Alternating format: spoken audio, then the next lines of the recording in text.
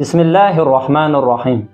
Hazreti Ali aleyhissalam buyurur: Ömrün sənin xoşbəxtçiliyinin mehriyyəsidir. Bu şərtlə ki, onu Allaha ibadət yolunda keçirəsən.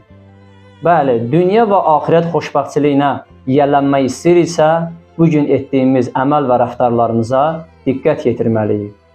Çünki bugün etdiyimiz əməl və rəftarlarımız bizim sabahımıza və gələcəyimizə, dünya və axirətimizdə təsir qoymuş olur. Gələcək demişkən, məqsəd elə biz özümüzük. Başqa sözlə desək, yeniyetmə şəxs faydalı və xeyirli işlər görməlidir ki, gənclik dövrü ona təşəkkür etmiş olsun.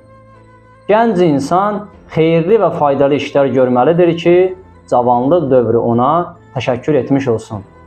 Cavan insan da faydalı və xeyirli işlər görməlidir ki, yaşlılıq və ahıllıq dövrü ona təşəkkür etmiş olsun.